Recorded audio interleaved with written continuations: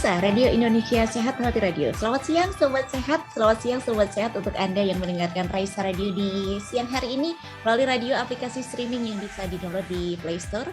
Tak lupa juga saya sapa Sobat Sehat semuanya yang sudah nongkrong di website kami di radioindonesiasehat.com. Dan juga selamat siang nih untuk Sobat Sehat yang siang hari ini sudah menunggu-nunggu acara dari Raisa Radio melalui Zoom meeting dari Raisa Radio. Bagaimana kabar Anda hari ini Sobat Sehat? Dan mungkin kembali kami mengucapkan minal aidin wal faizin, mohon maaf lahir batin ya. Mohon maaf atas segala kesalahan ya Sobat Sehat, dan kita mulai semuanya, kita mulai dengan semangat baru, dengan harapan yang baru. Dan di hari ini seperti biasa setiap hari Kamis siang nih Sobat Sehat, kita akan menyajikan program untuk Anda yaitu Perawat Berbicara. Dan di Perawat Berbicara ini, Sobat Sehat, topik-topik menarik bisa Anda nikmati. Dan tentunya kami juga mengundang Anda, Sobat Sehat, di siang hari ini sembari beristirahat, sembari Anda boleh nanti berinteraksi secara langsung atau mungkin bertanya gitu ya di 0858 8065 5970. Sobat Sehat, hari ini kita akan bicara tentang psikologis ibu terhadap kematian bayi. Tentu Sobat Sehat, namanya kehilangan pasti tidak mudah dirasakan. Ada gejolak-gejolak yang mungkin kita rasakan dan kita alami, apalagi pada ibu yang ditinggalkan oleh orang terdekat, ditinggalkan oleh bayinya. Pada kesempatan hari ini, Sobat Sehat, kita akan melihat bagaimana dinamika psikologisnya. Kita akan bersama ngobrol dengan narasumber kami. Ini ada Mbak Holisna Aulia Lutfiani, sarjana keperawatan, nurse, dan akan ditemani oleh Mbak Irba Tartila Amtias, sarjana keperawatan, nurse, dan Mbak Lisna dan juga Mbak Tila nih ya, Sobat Sehat, akan mempersilakan Anda juga, Sobat Sehat, untuk nanti bisa raise hand, bisa ikutan join langsung, atau melalui chatbox di Zoom bila Anda ingin bertanya gitu ya. Jadi selamat menikmati, selamat menyimak selama 1 jam ke depan Sobat Sehat. Kepada Mbak Tila kami persilakan. Baik, terima kasih Mbak Galuh. Selamat siang Sobat Sehat semuanya, saya Irba Tartila Amtias. Untuk selama 1 jam ke depan, saya akan menemani Sobat Sehat sekalian sebagai moderator untuk program Perawat Bicara pada hari ini. Kali ini kita kedatangan narasumber yaitu Mbak Holisna Aulia. Untuk topik pembicaraan yang akan kita bahas bersama Mbak Holisna Aulia pada hari ini adalah psikologi ibu terhadap kematian bayi. Dari judulnya saja sudah sangat menarik ya. Tapi sebelum terjun ke inti pembicaraan, izinkan saya untuk memperkenalkan pembicara kita pada hari ini. Nama dari narasumber kita hari ini adalah Mbak Holisna Aulia Lutfiani, biasa dipanggil Mbak Lisna ya. Berasal dari Batang, Jawa Tengah, dan dulu menjalani pendidikan S1 keperawatan dan juga profesi nurse di Universitas Muhammadiyah Pekajangan, Pekalongan tahun 2019. Mbak Lisna ini sekarang aktif sebagai mahasiswa Magister Keperawatan Universitas Gadjah Mada Angkatan 2021, kemudian bekerja sebagai perawat di Universitas Darussalam Gontor pada unit Darussalam Medical Center sejak tahun 2020. Mungkin itu perkenalan singkat tentang narasumber kita pada hari ini. Baik, pada program Perawat Bicara pada hari ini, saya akan berperan sebagai moderator untuk memandu perbincangan mengenai psikologi ibu terhadap kematian bayi. Jika Sobat Sehat sekalian memiliki pertanyaan bagi narasumber, bisa mengirimkan pertanyaan tersebut melalui chat Zoom ataupun website Raisa Radio. Baik, marilah kita sapa pembicara pada siang hari ini. Selamat siang Mbak Lisna, apa kabarnya? Selamat siang Mbak Tila, alhamdulillah baik, sehat. Mbak Tila, bagaimana kabarnya? Alhamdulillah saya juga baik. Kalau nggak salah nih Mbak Lisna, sekarang kebetulan sedang ada praktik ya di rumah sakit pada hari ini. Iya nih, kebetulan saya sedang ada field study di Rumah Sakit Akademik UGM Mbak Tila siang hari ini. Baik, terima kasih Mbak Lisna karena sudah menyempatkan diri untuk hadir bersama kita pada siang hari ini di tengah kesibukan yang sudah ada ya. Dan juga selamat Hari Perawat Internasional Mbak Lisna dan juga sobat sehat sekalian yang mungkin juga bekerja sebagai perawat. Jadi Mbak nih, untuk topik yang akan kita bahas pada hari ini adalah psikologi ibu terhadap kematian bayi. Mungkin Mbak Lisna bisa menceritakan dahulu nih sebenarnya kenapa sih Mbak Lisna tertarik untuk membahas mengenai topik ini? Baik, terima kasih Mbak Tila sudah menyerahkan waktunya kepada saya. Sebelumnya saya juga ingin mengucapkan selamat Hari Perawat Internasional untuk seluruh perawat yang sudah berjuang demi memberikan pelayanan kesehatan tentunya. Nah, untuk topik kita pada siang hari ini, saya akan membahas tentang psikologis ibu terhadap kematian bayi. Jadi, beberapa waktu lalu, sekitar mungkin kurang lebih 6 bulan yang lalu ada sebuah kejadian yang kebetulan kejadian tersebut menimpa teman saya sendiri, di mana dia mengalami musibah, bayinya itu meninggal setelah dikandung selama 9 bulan, dan bayi itu merupakan anak pertama yang dimiliki oleh keluarga tersebut. Segala upaya ketika itu sudah dilakukan oleh pihak orang tua, pihak keluarga, namun ternyata memang takdir dan akhirnya bayi tersebut tidak dapat tertolong. Nah, setelah kejadian ini, pasca kejadian kehilangan ini, yang dialami oleh teman saya itu adalah kondisi di mana dia sangat terpukul, dia mengurung diri, bahkan ketika itu dia tidak berkomunikasi dengan siapapun hampir selama kurang lebih 1 minggu lamanya, dan butuh waktu cukup lama bagi teman saya ini untuk akhirnya bisa bangkit kembali dan menerima kondisi kehilangan yang dialaminya. Dari sini saya ingin membahas tentang apa yang dialami oleh seorang ibu yang mengalami kehilangan bayi. Dan selain itu, angka kematian bayi yang ada di Indonesia juga masih tergolong dengan angka yang tinggi, dan kondisi ini menjadi hal yang patut untuk dibahas karena bisa saja kejadian kematian bayi ini terjadi pada orang-orang terdekat kita atau ya seperti yang terjadi pada teman saya begitu, Mbak Tila. Jadi bisa dibilang alasannya cukup dekat secara personal ya. Tapi menarik juga karena adanya dari pengalaman ini sebagai orang terdekat, Mbak Lisna justru jadi ingin berbagi nih dengan sobat sehat sekalian pada hari ini mengenai psikologi ibu terhadap kematian bayi. Nah, Mbak Lisna tadi juga menyebutkan bahwa angka kematian bayi ini kan terhitung tinggi. Kalau boleh tahu, apakah Mbak Lisna ini punya gambaran yang lebih spesifik mengenai angka tersebut, Mbak? Baik, untuk angka kematian bayi di Indonesia itu masih terhitung tinggi ya Mbak Tila. Data yang saya dapatkan dari Dinas Kesehatan tahun 2021 menunjukkan bahwa angka kematian ibu dan bayi itu masih tergolong tinggi. Data yang didapatkan dari bulan Januari sampai bulan September tahun 2021 itu sebanyak sejumlah 3.794 kasus. Dari tahun sebelumnya, tahun 2020, untuk data dari bulan Januari sampai bulan September, itu didapatkan data 3.048. Nah, di sini kita bisa melihat ada peningkatan jumlah angka kematian, yaitu sebanyak 746 kasus. Dan ini merupakan persentase yang tinggi. Begitu juga data yang didapatkan dari profil kesehatan profil Dinas Kesehatan Yogyakarta pada tahun 2020 itu mencatat adanya angka kematian bayi dan juga angka kematian balita pada periode tahun 2015 sampai 2020 itu menunjukkan tren yang fluktuatif naik, di mana pada tahun 2020 angka kematian bayi itu sebesar 11,22%, lebih tinggi 4,04 poin dari tahun sebelumnya yang hanya sebanyak 7,18%. Begitu. Dan ini menunjukkan bahwa angka kematian bayi itu masih tinggi di Indonesia.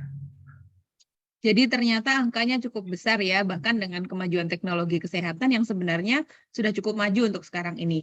Saya penasaran nih Mbak Lisna, kematian bayi ini kan tentu saja memiliki berbagai macam faktor resiko. Kalau misalnya yang pertama dari ibu dulu nih, kira-kira apa sih Mbak sebenarnya faktor-faktor dari ibunya ini yang dapat meningkatkan kejadian kematian bayi? Baik, untuk faktor risiko terjadinya kematian bayi ini cukup banyak ya Mbak Tila, bisa kita kategorikan, yang mana penyebabnya dari kondisi ibu sendiri. Nah, untuk dari kondisi ibu sendiri itu faktor pertama adalah usia ibu. Mengapa usia ibu menjadi salah satu faktor resiko terjadinya angka kematian bayi? Nah, di sini untuk ibu dengan usia kurang dari 20 tahun itu memiliki resiko tinggi saat persalinan. Karena kondisi fisiologis ibu itu masih belum matang, dan bayi-bayi yang dilahirkan oleh ibu yang berusia kurang dari 20 tahun itu memiliki resiko kematian sebanyak 2 kali lipat lebih besar daripada ibu yang melahirkan di rentang usia 21 sampai 34 tahun. Nah, kemudian selain pada rentang usia kurang dari 20 tahun, juga untuk ibu dengan usia lebih dari 35 tahun juga memiliki resiko terjadinya kematian bayi. Di sini pada usia lebih dari 35 tahun, di dalam tubuh ibu itu sudah mengalami penurunan diakibatkan faktor usia. Nah, dengan begitu kemungkinan terjadinya penyakit-penyakit akibat dari proses penuaan itu bisa saja terjadi dan memperburuk kondisi kehamilan seperti hipertensi, diabetes, penyakit preeklamsi, penyakit jantung, dan juga penyakit pembuluh darah lainnya. Nah, selanjutnya setelah faktor yang pertama, usia ibu, selanjutnya adalah faktor paritas atau jumlah kelahiran. Apabila jumlah kelahiran yang dialami oleh ibu itu masih dalam angka kecil, atau mungkin kita bisa katakan dari jumlah 1 sampai 4, maka kondisi otot-otot rahim dari seorang ibu itu masih kuat dan masih dapat mengejan dengan baik saat proses persalinan. Sehingga komplikasi persalinan pada saat persalinan itu terjadi hingga pos persalinan itu masih dapat diminimalisir. Berbeda dengan ibu-ibu yang sudah menjalani persalinan lebih dari 4 kali, maka otot-otot rahim itu sudah berkurang kemampuan untuk mengejannya, sehingga risiko kematian bayi itu dapat meningkat. Dan selanjutnya untuk faktor selanjutnya adalah jarak kelahiran. Nah, untuk jarak kelahiran di sini sendiri ada sebuah penelitian yang sudah pernah dilakukan di Sidoarjo, bahwasanya sebagian besar kasus kematian bayi itu terjadi pada jarak kelahiran kurang dari 2 tahun. Karena pada jarak kurang dari 2 tahun ini, kondisi ibu sendiri, terutama kondisi rahimnya itu masih belum cukup siap untuk untuk menjalani kehamilan dan persalinan, karena masih perlu waktu istirahat yang lebih banyak. Begitu juga pada sebuah penelitian yang sudah dilakukan di India Utara, menjelaskan bahwasanya kematian bayi itu tertinggi terjadi ketika jarak kelahiran kurang dari 1 tahun. Nah, itu adalah faktor-faktor dari kondisi ibu, Mbak Tila. Jadi dari setiap tahap, mulai dari fisik ibu, ketika ibu ini akan hamil, selama kehamilan, bahkan sampai ke ketika proses persalinan terjadi, sebenarnya memiliki resiko masing-masing ya. Itu kan tadi dari ibunya. Kalau dalam kasus kematian bayi kan kita tentu saja tidak bisa mengesampingkan dari bayinya, Mbak. Kalau faktor-faktor dari bayinya itu apakah ada gitu? Baik, untuk faktor resiko kematian bayi dari kondisi bayi itu sendiri ada beberapa hal. Yang pertama adalah usia bayi. Nah, di sini usia bayi yang normal itu bisa dilahirkan pada usia minimal 37 minggu. Namun, pada lebih dari 50% kasus kematian bayi yang sudah diidentifikasi, bayi-bayi yang meninggal ini ada pada usia prematur. Nah, pada usia kurang bulan atau prematur ini, kematian bayi dapat disebabkan oleh kondisi bayi yang mengalami masalah, yang mana ini berhubungan dengan kondisi pada saat ibu sedang hamil bayi tersebut. Selanjutnya adalah berat badan bayi saat lahir. Ini menjadi faktor yang perlu diperhatikan dalam resiko kematian bayi, di mana kondisi bayi yang memiliki berat badan lahir kurang ini berhubungan dengan faktor sebelumnya, yaitu pada usia bayi. Bayi-bayi dengan berat badan lahir rendah ini biasanya bayi yang prematur, yang mana organ-organ yang ada di dalam tubuhnya itu belum berfungsi secara sempurna, sehingga dapat meningkatkan resiko kematian. Bahkan bayi-bayi dengan berat lahir rendah ini meningkatkan resiko kematian bayi sebesar 6,5 kali lebih tinggi dibandingkan bayi yang terlahir dengan berat badan normal, yaitu minimal 2.500 gram. Nah, untuk faktor selanjutnya adalah usaha bernafas bayi. Di sini pada saat bayi lahir ada sebuah respon spontan yang seharusnya dapat dilakukan oleh bayi itu sendiri, yaitu respon bernafas secara spontan. Namun, pada beberapa kasus ada sebuah kejadian di mana bayi itu mengalami ketidakmampuan untuk bisa bernafas secara spontan. Nah, kondisi ini kita sebut dengan asfiksia. Bayi-bayi yang mengalami asfiksia ini menjadi penyebab utama dari kematian bayi saat bayi baru lahir, dan juga bayi-bayi yang memiliki berat badan lahir rendah. Nah, itu beberapa faktor yang berasal dari kondisi bayi tersebut sendiri, Mbak Tila. Berarti ketika ibu ini menjalani proses kehamilan, juga harus memperhatikan berbagai hal agar dapat mengurangi resiko kematian bayi dari bayinya tadi ya. Untuk tadi kan dari ibu dan bayinya kan berarti faktor internal nih. Kalau misalnya selama proses kehamilan dan persalinan ini kan juga pasti dibantu dengan adanya faktor-faktor eksternal. Kalau faktor-faktor eksternal yang dapat mempengaruhi faktor-faktor kematian bayi ini, kira-kira apa saja, Mbak? Baik, untuk faktor eksternal dalam resiko kejadian kematian bayi, salah satunya adalah pada penolong persalinan. Jadi pada saat persalinan itu, Departemen Kesehatan Republik Indonesia sudah membuat sebuah kebijakan bahwasanya penolong persalinan pada tingkat pelayanan dasar itu hanya boleh menangani kasus-kasus persalinan normal. Untuk ibu hamil yang memiliki resiko persalinan yang tinggi harus ditangani oleh tenaga profesional yang memiliki fasilitas kesehatan yang lebih lengkap seperti rumah sakit. Nah, dikarenakan di rumah sakit itu ada tenaga ahli dokter di bidang kebidanan dan juga fasilitas-fasilitas yang lebih lengkap sehingga meminimalisir terjadinya risiko kematian bayi. Untuk faktor selanjutnya adalah demografis pedesaan. Mengapa demografis pedesaan ini menjadi salah satu faktor terjadinya risiko kematian bayi? Karena sebuah data yang sudah dilakukan penelitian oleh Astuti tahun 2017, di mana angka kejadian kematian bayi di pedesaan itu lebih tinggi daripada kejadian di perkotaan. Ini disebabkan karena di pedesaan itu untuk fasilitas kesehatan masih rendah dan juga erat kaitannya dengan faktor perekonomian yang juga mempengaruhi kualitas hidup kesehatan masyarakat. Dan untuk faktor terakhir, yaitu faktor sosial budaya. Ini tidak lepas ya dari kondisi kita, negara Indonesia yang memang terdiri dari banyak budaya, dan kita tahu setiap daerah itu pasti memiliki budaya masing-masing. Kemudian dari faktor budaya ini juga dapat mempengaruhi kesehatan, terutama kesehatan ibu dan juga anak. Nah, di beberapa daerah bisa saja terjadi kemungkinan kebiasaan-kebiasaan yang mengganggu masalah kesehatan ibu dan juga anak, seperti pelarangan makanan tertentu, atau mungkin ada pantangan-pantangan makan. Terus juga di beberapa tempat masih ada pemberian makanan kepada bayi yang memang seharusnya belum cukup usia untuk bisa makan, sehingga ini dapat menjadikan resiko tersedak yang akhirnya dapat meningkatkan resiko kematian pada bayi. Gitu. Baik, sangat memperluas pengetahuan ya sebenarnya mengenai risiko-risiko yang dapat meningkatkan angka kejadian kematian bayi ini. Tapi Mbak Risna, sepertinya kurang nih kalau saya tidak menanyakan satu hal yang menjadi pertanyaan banyak orang juga. Kita semua tentu tahu kalau Indonesia dan seluruh dunia ini masih berada dalam kondisi pandemi. Apakah pandemi ini juga dapat berpengaruh nih Mbak pada angka kematian bayi? Baik, ya betul. Kita sekarang sedang ada di kondisi pandemi ya. Sudah hampir 2 tahun berjalan ini kita ada di pandemi COVID, yang mana pandemi COVID ini memberikan dampak yang sangat besar di berbagai segi, khususnya dari segi kesehatan. Nah, dalam kajian cepat pada bulan Juni tahun 2020 yang sudah dilakukan Dinas Kesehatan, di situ menunjukkan bahwa angka kunjungan pasien ke puskesmas selama masa pandemi itu menurun sekitar sebanyak 84%. Begitu juga kunjungan ibu hamil itu menurun sebanyak 69%, dan juga kegiatan posyandu di berbagai tempat menurun sebanyak 46%.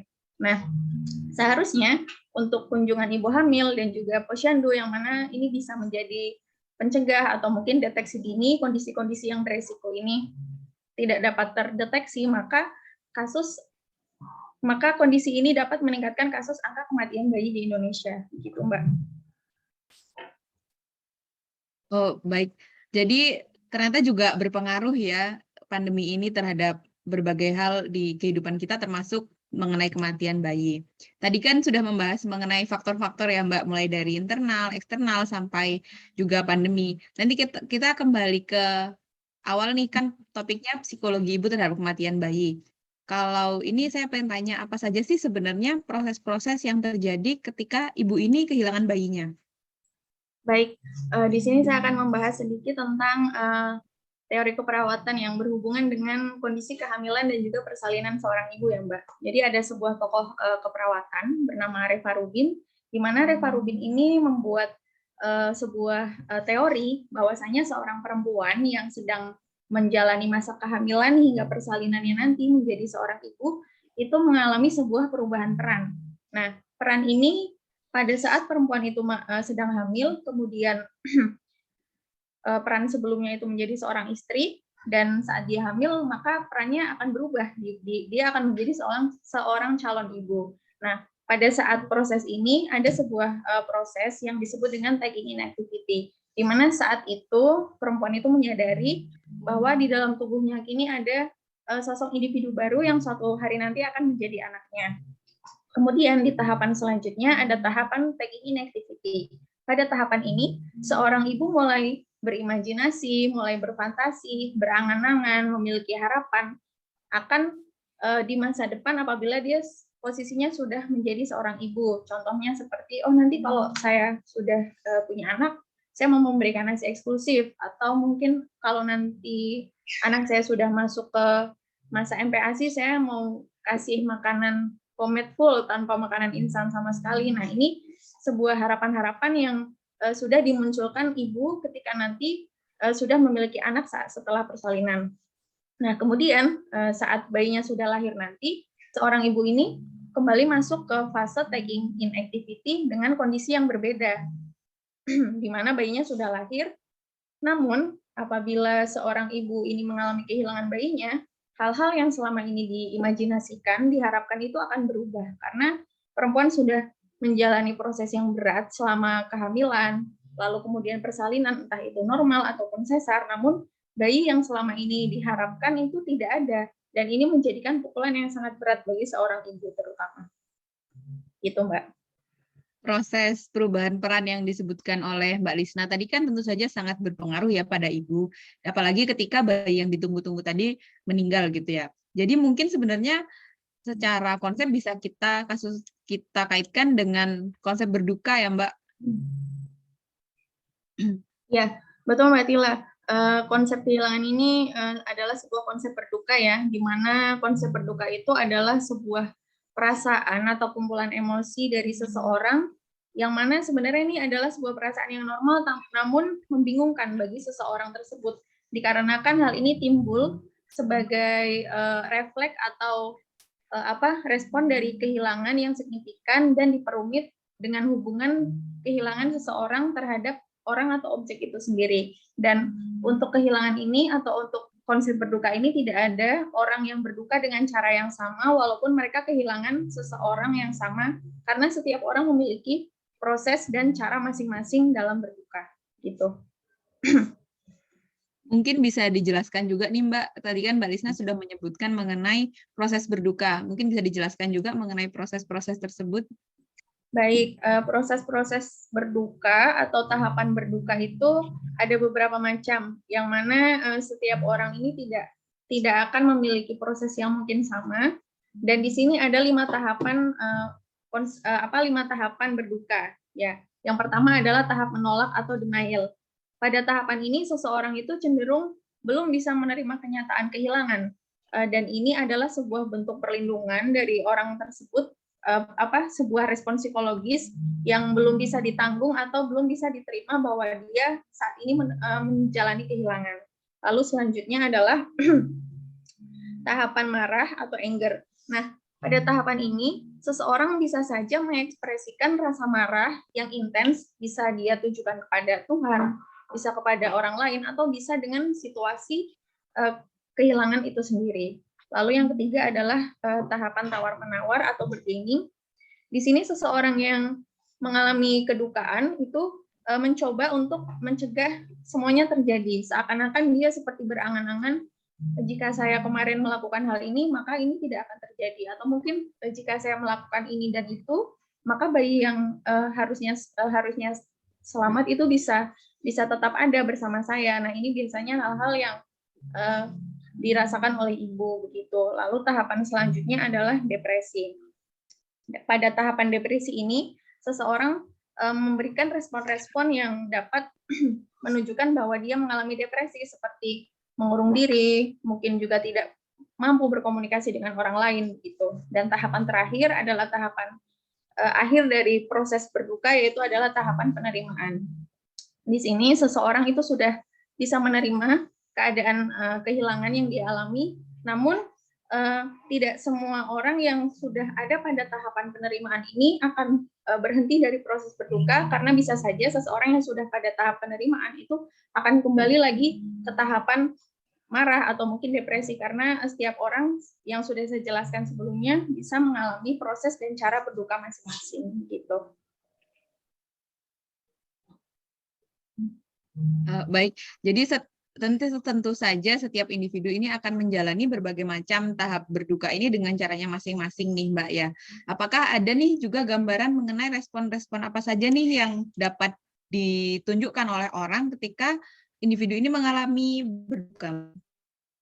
Baik, respon-respon ini ada beberapa yang Mbak Tila, dari respon kognitifnya, respon emosionalnya, juga respon-respon yang lain. Nah, pada respon kognitif seseorang itu, dari segi pemikirannya, seseorang yang mengalami proses berduka itu akan memiliki persepsi baru dalam hidupnya, di mana sebelumnya dia memiliki persepsi bahwasanya kehidupan di dunia ini seperti yang dia yakini, namun saat seseorang itu mengalami kehilangan, maka respon dirinya terhadap dunia itu akan berubah, seperti dia memiliki makna baru dalam kehidupan yang berhubungan dengan takdir. Nah, perubahan dalam sikap seseorang ini bisa saja menjadikan dia menjadi lebih bijaksana, kemudian dia memandang sesuatu dari apa yang ada di dunia ini lebih secara spiritual.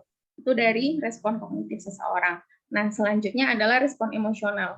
Ini adalah respon yang sangat bisa dilihat ya, seperti seseorang itu menunjukkan perasaan marah, perasaan sedih, cemas, kecewa, dan rasa-rasa rasa emosional ini bisa saja ditunjukkan kepada Tuhan mungkin, atau bahkan kepada individu yang meninggal, dan juga kepada anggota keluarga, atau bahkan kepada pemberi pelayanan kesehatan apabila seseorang yang meninggal ini sebelumnya mengalami sakit dan mungkin ditangani oleh tenaga kesehatan.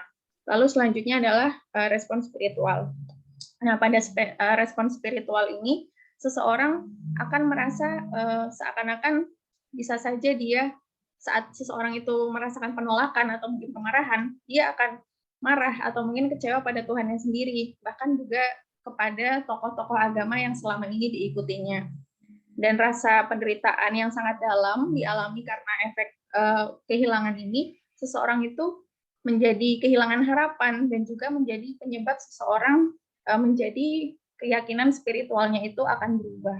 Lalu respon yang selanjutnya adalah respon perilaku. Nah, respon perilaku ini paling mudah ya untuk dilihat karena itu berkaitan dengan tingkah laku seseorang, dan seseorang itu bisa terlihat saat mengalami kedukaan, atau mungkin dari kita sendiri atau dari teman sendiri atau mungkin keluarganya itu dapat memberikan dukungan yang mana itu sesuai dengan masalah emosional atau perilaku yang ditunjukkan oleh orang tersebut, sehingga kita itu bisa tahu apa yang sebenarnya orang itu alami.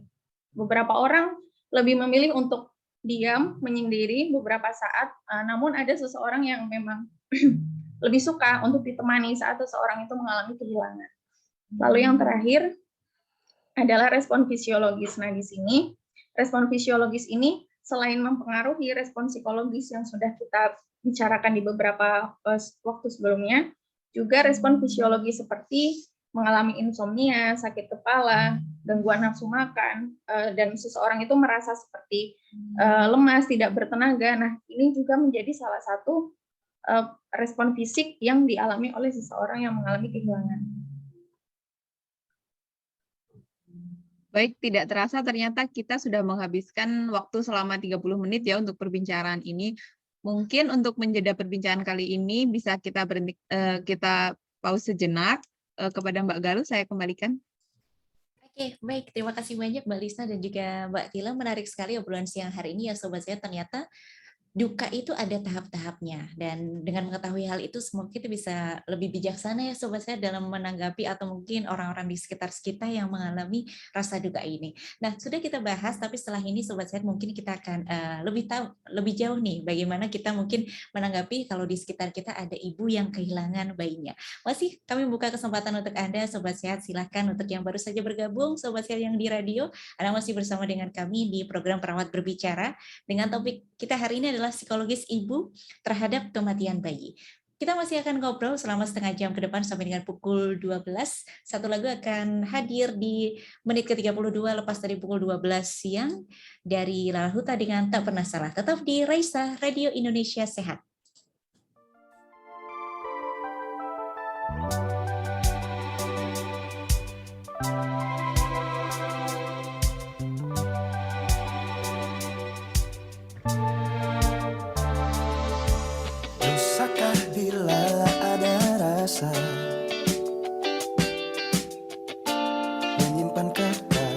kenangan ini padamu di saat sudah ada dia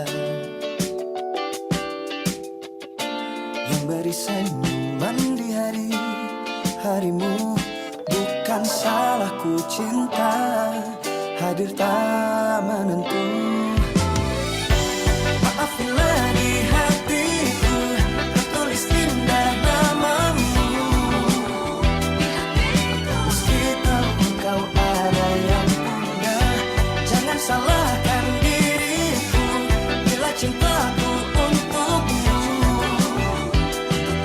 Karena cinta tak pernah salah, karena cinta tak pernah salah. Andai bisa ku lawan semua,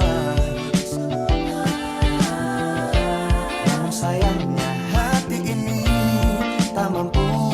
Bukan salahku cinta hadir tak menentu.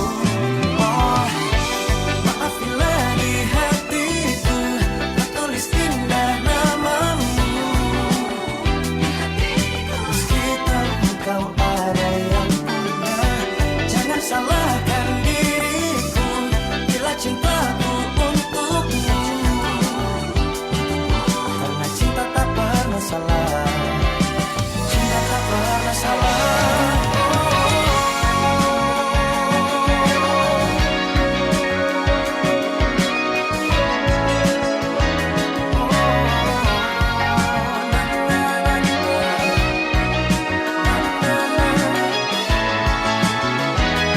Bukan salahku cinta, bukan salahku cinta.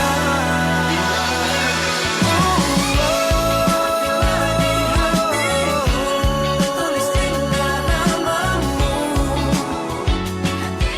Meski tahu engkau ada yang punya, jangan salahkan diriku bila cintaku untukmu. Karena cinta tak pernah salah.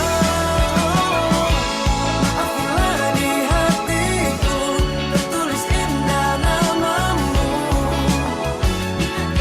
Meski tahu engkau ada yang punya, jangan salahkan diriku bila cintaku untukmu.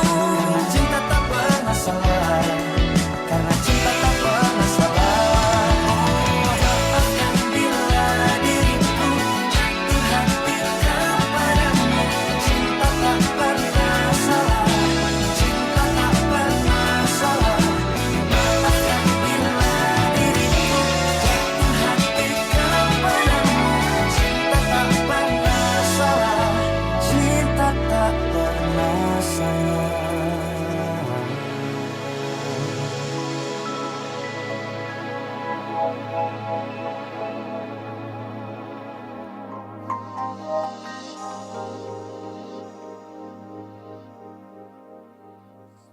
Baik Sobat Sehat, Anda masih bersama dengan kami di Raisa Radio Indonesia Sehat. Satu single yang diluncurkan oleh Lala Huta, ya diluncurkan di tahun 2018. Aransemennya oke banget ya. Pas banget dinikmati siang-siang hari ini sambil Anda beristirahat, menikmati udara segar di siang hari meskipun agak panas ya. Dan selamat bergabung untuk Anda Sobat Sehat yang baru saja mantengin radio kami di radio aplikasi streaming. Dan Sobat Sehat yang di Zoom atau di website, Anda masih bisa mengakses Raisa Radio melalui radio aplikasi streaming. Ini di depan sudah ada nih ya. Tinggal klik saja di Play Store kami, di Play Store dengan keywordnya Raisa Radio. Sobat Sehat, siang hari ini masih kita ngobrol dengan program yang selalu kita tunggu setiap hari Kamis, yaitu Perawat Berbicara. Kita bicara tentang psikologis ibu terhadap kematian bayi. Tadi sudah disebutkan ya, kita ngobrol dengan Mbak Lisa dan juga Mbak Tila ya, Sobat Sehat, bahwasanya mungkin tidak mudah ya bagi ibu yang kehilangan seorang bayi, karena memang seorang ibu pada saat hamil sudah disebutkan bahwa sudah merasa nanti akan berganti peran, punya tanggung jawab, sudah memupuk harapan yang luar biasa juga, dan akhirnya kehilangan bayi itu mungkin harapannya runtuh dan harus mengalami kedukaan yang tadi ada tahap-tahapannya. Sobat Sehat, masih kami undang Anda di 0858 8065 5970 untuk Anda yang mau bergabung bersama dengan kami. Yuk mari kita simak kembali obrolan kita, seru kita di siang hari ini. Kepada Mbak Tila kami persilahkan kembali. Terima kasih kembali Mbak Galuh untuk jeda sejenaknya. Jadi kita langsung kembali saja ya ke topiknya. Jadi tadi sudah membahas dari faktor-faktor dan juga apa sih yang sebenarnya terjadi pada ibu ketika kehilangan bayi. Nah, tadi kan apa saja yang terjadi. Kemudian sekarang saya juga penasaran nih sebenarnya dampaknya apa saja nih pada ibu dan juga mungkin pada keluarga ya ketika kematian bayi ini terjadi, Mbak Lisna. Baik, untuk dampak dari kematian bayi ini ada beberapa hal ya Mbak Tila. Yang paling dapat terlihat itu saat periode awal atau awal-awal waktu dari kehilangan itu terjadi. Nah, dampak ini sangat luas dengan berbagai macam hal dan dampak ini sangat menguras tenaga dari kedua orang tua bahkan keluarga. Dan kematian ini dapat menjadi berkepanjangan dan akan muncul rasa bersalah yang tidak irasional yang dialami oleh orang tua. Dan besarnya rasa kehilangan ini berbanding lurus dengan seberapa besar keinginan orang tua untuk memiliki anak tersebut. Nah, perasaan-perasaan yang sering kali muncul ini antara lain adalah seperti yang sudah kita sebutkan tadi, ada perasaan marah, depresi, karena merasa ditinggalkan oleh anak yang selama ini mereka harapkan. Dan juga di sisi lain, orang tua ini memiliki perasaan tidak berdaya dan rasa bersalah dan juga rasa bertanggung jawab yang besar terhadap anak yang meninggal ini. Nah, kemudian pada bulan-bulan awal terjadinya kehilangan ini bisa saja mengganggu hubungan pernikahan antara seorang ibu dan ayah, dan ini menjadi sebuah respon emosional yang mereka tunjukkan masing-masing. Namun ada beberapa hal yang mana kondisi di mana seseorang yang mengalami kehilangan ini memberikan dukungan satu sama lain, dan ini menjadi respon metode coping yang bisa dilakukan oleh keluarga. Lalu juga ada sebuah dampak yang kita sebut dengan replacement child syndrome, di mana sindrom ini adalah sindrom perasaan yang merefleksikan proses berduka seseorang atau orang tua yang tidak terselesaikan. Hingga pada saatnya nanti, saat anak selanjutnya itu lahir, maka anak ini dianggap sebagai pengganti dari anak yang meninggal sebelumnya. Dan pada saat ini menjadi sebuah pemutus proses berduka dari kedukaan sebelumnya. Begitu Mbak Tila.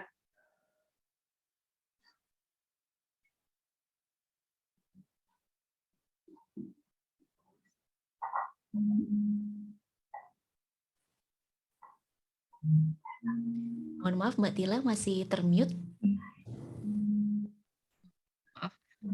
Dari pemaparan barusan kita jadi memiliki banyak ilmu tambahan ya mengenai apa sih yang sebenarnya terjadi ketika seorang ibu dan juga keluarga mungkin ya mengalami kehilangan bayi. Tentu saja kita tidak ingin hal seperti ini menimpa kepada siapapun. Namun jika kita ini harus menghadapi ibu yang kehilangan bayinya, bagaimana nih Mbak Lisna kita harus bersikap dan bertindak agar dapat membantu ibu ini baik mungkin sebagai perawat ataupun sebagai orang-orang terdekat. Baik Mbak Tila, tadi saya sedikit membahas tentang metode coping ya Mbak Tila yang dapat dilakukan. Nah, di antara metode coping ini ada dua hal, yaitu metode avoiding grief atau menunda kedukaan, dan metode yang kedua adalah getting through grief atau menerima kedukaan. Pada periode menunda kedukaan ini, seseorang itu cenderung melakukan atau melupakan proses kedukaan atau kehilangan yang sedang dia alami. Nah, di mana seseorang ini akan melakukan hal-hal yang dapat membuat dia lupa terhadap apa yang dia rasakan tentang kehilangan. Namun pada proses ini atau metode coping ini menjadikan seseorang itu mengalami penundaan kedukaan. Nah, kemudian pada tahap penerima kedukaan, di sini seseorang itu seperti menerima, mengingat dan mengulang dan berusaha untuk tidak melupakan proses kedukaan ini sama sekali, sehingga seseorang itu bisa menjalani kehidupan yang normal di masa-masa selanjutnya. Nah, namun dari kedua hal ini tidak ada yang dibenarkan antara satu dan yang lainnya, karena sudah saya jelaskan bahwa seseorang itu memiliki proses dan cara untuk menerima kehilangan masing-masing. Dan kemudian untuk hal-hal apa saja yang bisa kita lakukan saat kita menghadapi seorang ibu yang mengalami kehilangan bayinya, bisa kita lakukan diantaranya adalah untuk memberikan dukungan dan selalu membimbing seseorang itu dalam menjalani proses berduka. Nah, di sini kita juga bisa mengamati, dan juga mendengarkan dengan baik apa yang diinginkan oleh seseorang tersebut. Kita juga bisa menjadi orang yang selalu hadir di sekitar orang tersebut dan memberikan tempat apabila seseorang itu ingin bercerita kepada kita. Juga seperti bahasa tubuh yang kita tunjukkan saat kita berada di sekeliling orang tersebut, seperti kita menjaga kontak mata, kita berada dekat dengan orang tersebut, dan memberikan rasa nyaman. Dan juga kita memastikan bahwasanya kita menjamin kerahasiaan dari apa yang sudah diceritakan oleh orang tersebut. Nah, dengan ini, seseorang yang mengalami kehilangan itu merasa memiliki kebebasan untuk mengungkapkan perasaan-perasaan mereka kepada kita. Dan hal yang harus kita perhatikan adalah kita untuk tidak terlalu banyak memberikan nasihat, karena seseorang yang sedang mengalami proses berduka itu akan lebih sering untuk merasa ingin didengarkan saja tanpa diberikan nasihat, gitu Mbak Tila. Itu adalah hal-hal yang kira-kira dapat kita lakukan apabila kita sedang kita menghadapi ibu dengan kehilangan bayinya. Gitu. Baik, barusan ini perbincangan yang sangat menarik ya. Mungkin saatnya kita berganti ke sesi tanya jawab. Bagi pemirsa Raisa Radio ingin memberikan pertanyaan pada narasumber pada hari ini, dapat menyampaikan pertanyaannya melalui chat Zoom ataupun website Raisa Radio. Baik, ini untuk pertanyaan pertama dari Mbak Ratna Ningsih. Pertanyaannya, selamat siang Raisa Radio, ingin menyimak siang hari ini. Bagaimana sebaiknya dukungan keluarga bila ada ibu yang kehilangan bayi tapi kondisinya belum lahir atau keguguran? Kerap kali hal ini sedikit disepelekan oleh orang-orang, padahal pasti ini merupakan kondisi yang tidak mudah bagi ibu. Terima kasih. Mungkin dapat langsung dijawab Mbak Lisna.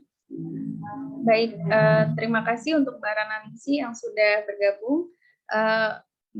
Tadi pertanyaannya bagaimana hal yang bisa kita lakukan apabila seseorang itu mengalami kedukaan namun bayinya itu belum dilahirkan, atau mungkin dengan kasus abortus begitu ya. Nah, ini hampir sama seperti yang sudah saya jelaskan terakhir tadi, bahwasanya kita tetap memberikan kehadiran kita untuk orang tersebut. Dan satu hal yang saya pelajari dari sebuah pengalaman yang dialami oleh rekan saya, ketika itu rekan saya mengalami kehilangan, dan ada seseorang yang memberikan respon menjawab seperti ini, nggak usah terlalu banyak bersedih, nanti toh juga bisa hamil lagi, toh juga bisa isi lagi begitu. Nah, hal-hal seperti ini harusnya kita hindari untuk dikatakan, karena seseorang itu sedang mengalami fase berduka, sedang mengalami fase kehilangan. Biarkan saja seseorang itu mengekspresikan apapun yang dia rasakan sampai pada akhirnya dia siap untuk menerima kehilangan tersebut, dan kita cukup menjadi pendengar yang baik tanpa memberikan terlalu banyak nasihat gitu. Jadi intinya adalah kita harus menemani gitu ya Mbak ya, sampai beliau yang kehilangan ini merasa kalau memang oh ya sudah gitu ya, mudahnya seperti itu. Mungkin ini pertanyaan kedua dari Mbak Khoiriatun Nisa. Siang, terima kasih atas informasinya, bagus sekali. Saya jadi penasaran nih bagaimana dan apa yang dapat dilakukan perawat sesaat setelah mengkomunikasikan kepada ibu bahwa bayinya telah meninggal dan bagaimana pola komunikasinya. Baik, terima kasih untuk Mbak Horia untuk sudah bergabung pada siang hari ini. Apabila posisi kita sebagai seorang perawat, yang dapat kita lakukan diantaranya adalah dengan menjelaskan kondisi yang sebenarnya tanpa menutupi apapun kondisi bayinya, walaupun mungkin sebenarnya apa yang terjadi itu sangat menyakitkan ya bagi seorang ibu. Nah, di sini mungkin perawat itu bisa memberikan edukasi terkait apa yang harus dilakukan ibu setelah nanti pulang. Yang pastinya juga pola komunikasi yang baik ini sebelumnya kita harus membina hubungan saling percaya dulu ya kepada pasien, dan di sini kita sangat menghindari kata-kata ataupun kalimat yang cenderung menggurui atau menasehati pasien dan membuat pasien itu merasa terhakimi gitu. Jadi lebih ke bagaimana kita mengkomunikasikan dengan selembut mungkin sesuai dengan bagaimana pasien itu menyampaikan kepada kita. Nah, itu bagaimana kita meresponnya gitu. Berarti intinya kita harus tetap jujur pada klien, tapi tidak terlalu kasar, harus dengan lembut gitu ya, Mbak, ya. Mungkin ini satu lagi pertanyaan terakhir dari Mas Ilyas Muhammad, Mbak. Bagaimana sebaiknya cara kita yang menemani seseorang yang kehilangan anaknya? Mungkin bisa diperjelas lagi, Mbak Lisna tadi. Baik, terima kasih Mas Ilyas sudah bergabung pada siang hari ini. Saya akan menjawab pertanyaan Mas Ilyas. Begitu apabila kita bagaimana apa yang harus kita lakukan apabila kita sedang mendampingi orang yang mengalami kehilangan, maka respon yang bisa kita lakukan adalah dengan yang itu tadi.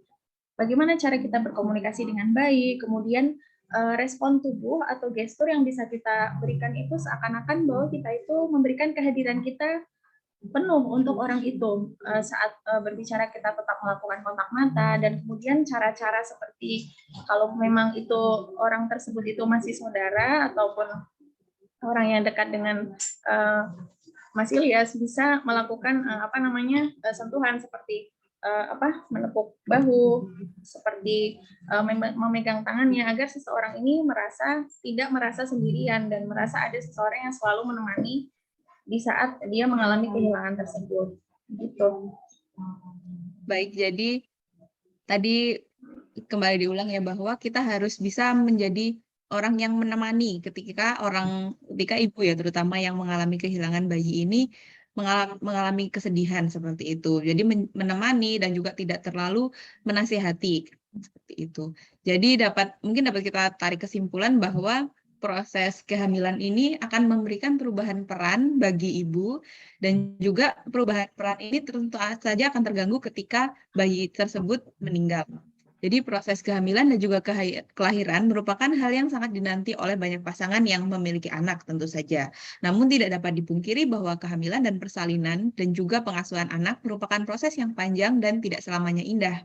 Perlu adanya kesiapan yang matang dari ibu dan juga keluarga untuk menjalani segala proses tersebut agar selalu aman dan juga menyenangkan. Terima kasih kepada Mbak Lisna untuk sharingnya pada hari ini. Terima kasih juga kepada seluruh Sobat Sehat yang telah hadir dan juga menyimak program Perawat Bicara pada kesempatan kali ini. Untuk forumnya saya kembalikan ke Mbak Galuh.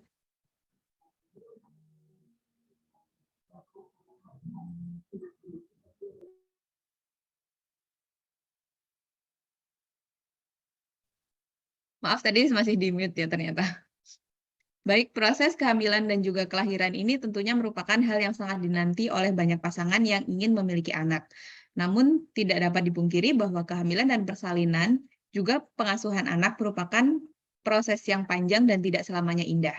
Perlu adanya kesiapan yang matang dari ibu dan juga keluarga untuk menjalani sebuah proses tersebut agar selalu aman dan juga tetap menyenangkan. Baik, terima kasih kepada Mbak Lisna untuk sharingnya pada hari ini, dan terima kasih juga kepada seluruh Sobat Sehat yang telah hadir dan menyimak program Perawat Bicara pada kesempatan kali ini. Untuk forumnya, saya kembalikan ke Mbak Galuh. Oke, baik. Terima kasih banyak Mbak Tila dan juga Mbak Lisna atas ilmunya siang hari ini, telah cukup memberikan bekal untuk kita nih Sobat Sehat, untuk kita ke depan kalau menjumpai situasi-situasi yang duka di sekitar kita, kita sudah tahu nih kita apa yang harus kita lakukan gitu ya. Tadi poinnya adalah, yang menarik adalah bahwasanya kalau orang kehilangan itu didengarkan saja gitu ya Mbak Lisna ya, didengarkan saja tanpa kita memberikan nasihat-nasihat atau saran-saran. Kita hadir bersama dengan mereka dan mendengarkan saja itu sudah lebih dari cukup. Baik, terima kasih banyak atas kebersamaan Anda, Sobat Sehat. Untuk yang baru saja bergabung, tenang saja ya Sobat Sehat. Anda bisa mendengarkan kembali melalui podcast kami di Spotify kami di Raisa, Radio Indonesia Sehat. Sobat Sehat, terima kasih atas kebersamaan Anda siang hari ini. Saksikan terus Perawat Berbicara setiap hari Kamis pukul 12 siang sampai dengan 1 siang hanya di Raisa Radio Indonesia Sehat. Terima kasih banyak Mbak Lisna dan juga Mbak Tila siang hari ini, dan Sobat Sehat mohon maaf apabila ada pertanyaan yang belum terjawab. Kita jumpa lagi minggu depan di Perawat Berbicara. Saya Galuh beserta dengan tim mohon pamit undur diri. Mohon maaf apabila ada kesalahan pada saat acara berlangsung. Terima kasih banyak. Wassalamualaikum warahmatullahi wabarakatuh.